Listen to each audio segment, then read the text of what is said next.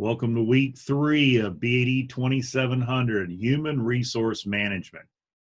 Now this week we're going to cover chapters 6 through 8.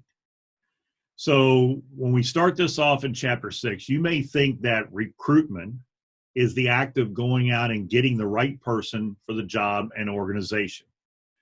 That's like a hunter walking into the woods all day long looking for the right deer. But recruitment is more about setting the right atmosphere, the most attractive circumstances that entice the right employees to come knocking on your door.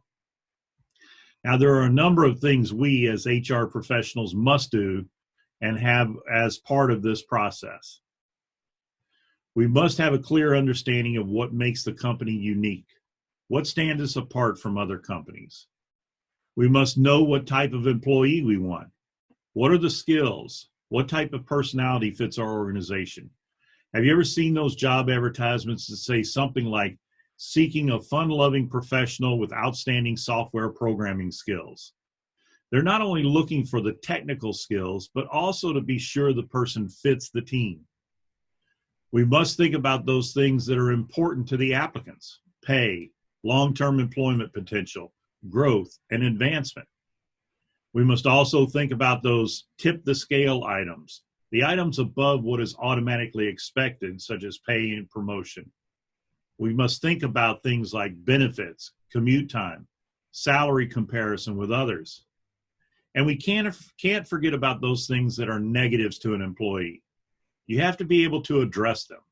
These include things like layoff announcements, negative interactions with recruiters or negative employee reviews, and leadership or employee scandals. These can kill an applicant pool if not addressed properly. Now in chapter 7, we'll look at the topic of onboarding, training, and development. So you've attracted the employee. Now what? Companies that miss this next step, this critical step, are the ones that get the employees in the door and then forget about them, which results in an unhappy and less productive employee, and eventually leads to turnover. Now, those companies with higher productivity are engaged in the success of the employee throughout. Some of the things they do are effective training and roundtable discussions, shadowing programs where they're matched up with an experienced employee, ethics and company culture training, mentoring programs, follow-up meetings to check their growth and satisfaction. As you read through this week's chapter, think about a scenario where in your own company. What type of company is it? What type of employee is needed to be successful? Not just the technical skills, the whole employee. And how do you ensure diversity among your workforce? Once you have them in the door, how do you plan on keeping them?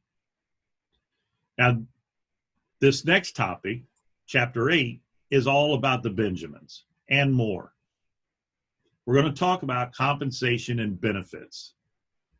Now, this class is all about managing human resources, and human resources represent the single largest expense for an organization, as much as 70% of the total cost of doing business.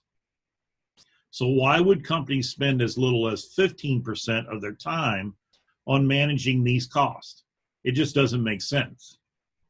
One of the first things we have to understand is that all employees are equal in the eyes of the law, which means that they're all treated equally with regard to race, gender, national origin, ability with regard to handicaps, etc. But when it comes to pay and compensation, the one thing that makes people different or unequal is performance. Strictly performance, not bias, not politics, not friendships, performance.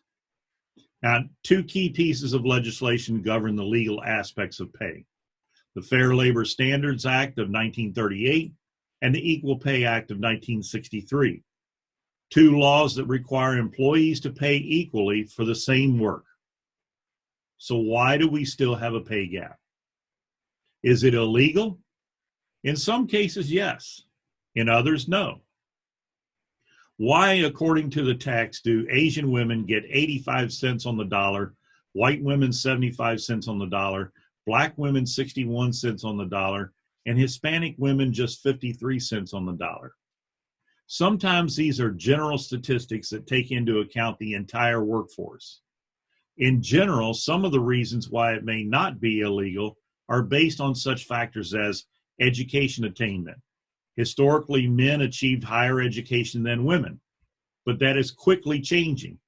In fact, over 50% of the graduates from CSM have been women for the last several years. Choices in jobs, choosing lower paying jobs, work experience. Women often take time out of the workforce to raise children. But again, in today's society, that is changing. So what's the impact?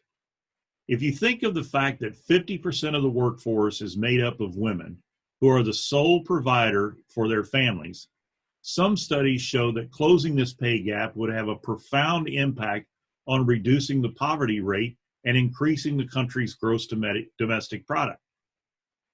Now let's spend a few minutes talking about compensation. Compensation takes on a number of forms in the workplace and can be essentially placed into three categories: direct compensation, indirect compensation, and intangible compensation. Now, direct compensation shows up in your paycheck, whether from your base salary or hourly wage, cash bonuses, or annual incentives. Indirect compensation, or benefits, take on the form of a retirement plan, health insurance, or even a company vehicle.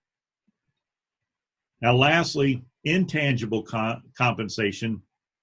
These are the things that only the employee can determine are valid: quality of work-life balance, company values and inspiration, and future growth and promotion opportunities. All of these together make up what is referred to as the total compensation package for an employee. And many companies are finding that because of the various needs of a company, the mix in this compensation package may need to be different.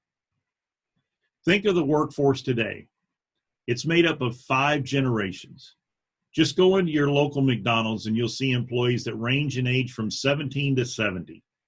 Each generation group may have different needs, from just spending money or gas money when you're young to money for a mortgage, a family, and healthcare as you get older. Pay is always important, but what about vacation time, sick leave, education funding, medical, dental, vision insurance? And what about that medical plan? What type is important? If you're young and healthy, you rarely give a second thought to what's in it. But what if you have a special needs child who has an extensive medical issue? If you're young and healthy, you rarely give a second thought to what's in it. But what if you have a special needs child who has extensive medical issues? Then what's actually in a health plan is very important. The list of direct and indirect compensation can vary widely among companies. We can easily think of pay, overtime, and vacation. But this list might also include such items as relocation services and moving allowance, meal and travel allowances, life insurance, disability and long-term health care, equity in stock options, profit sharing, tuition reimbursement, student debt payoff, on-site child care, or even child adoption assistance. And the key is, as an HR manager, is to build the right compensation package to attract the most qualified employees to your company, while simultaneously building a compensation package that your company can afford. Now, your activities for this week are to read chapters 6 through 8 and review the PowerPoints, the chapters 6 through 8 study plans and quizzes, M3A1, the chapter 6 employer branding overview assignment, and the M3D1, chapter 7 onboarding, training, and developing employees discussion. Again, be sure that your initial discussion post is in by midnight on Wednesday night and that you use the remainder of the week for in-depth discussion. Be sure to use the course material and other references to back up your writing. Lastly, this week you also have M3T1, your midterm exam. This covers chapters 1 through 8. Be sure to complete all quiz attempts prior to undertaking the exam. Now, I hope each of you has a great week, and I look forward to seeing your work in this class. Thank you.